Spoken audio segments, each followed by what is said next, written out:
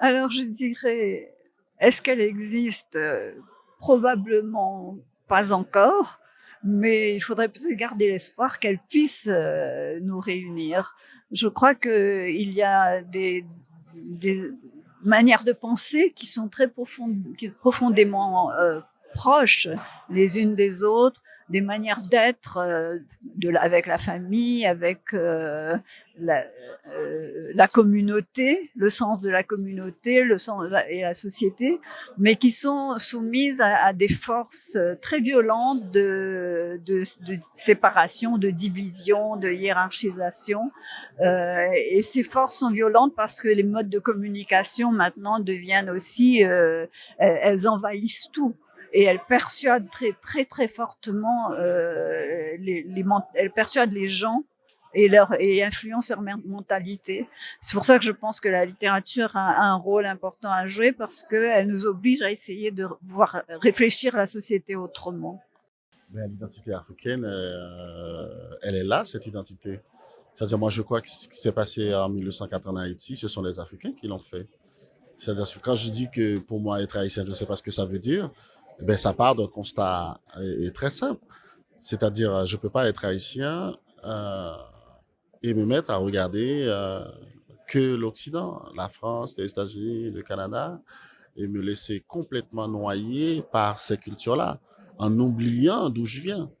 Et moi, je pense que il faut, enfin, notre travail en tant qu'écrivain, c'est d'essayer de réveiller les consciences par rapport à ça. Et qu'il s'agissait tout simplement, avec toute la complexité, toute l'opacité et tout, qu'il s'agissait d'un voyage, quoi. On a fait un voyage et dans un sens et dans l'autre sens, c'est possible.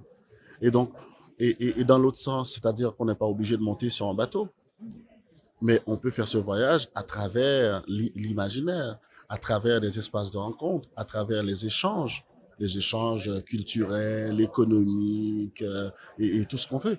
Et ça, c'est possible. Et aujourd'hui, on veut nous faire croire qu'il y a des frontières. Oui, des frontières physiques, la douane et tout, mais il n'y en a pas en fait quand on veut vraiment se rencontrer, quand on veut vraiment se parler. Eh bien, la littérature, je pense que ça sert à ça aussi. La littérature permet évidemment de balayer toutes nos différences pour voir uniquement notre humanité. Et d'autant plus que qu'on soit voilà du Maghreb ou de l'Afrique subsaharienne, eh bien, on est tout simplement des Africains.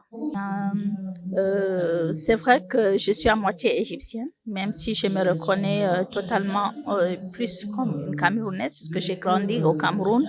Eh bien, finalement, quand on voit la vie de mes parents, la vie de mes tantes et celle de ma mère, eh bien, non, il n'y avait pas vraiment de différence. Mes tantes, peut-être aussi parce que dans ma famille paternelle, on était aussi musulmans. Et donc, finalement, toutes ces cultures-là se rejoignent et il n'y a jamais eu, voilà, de différence en réalité.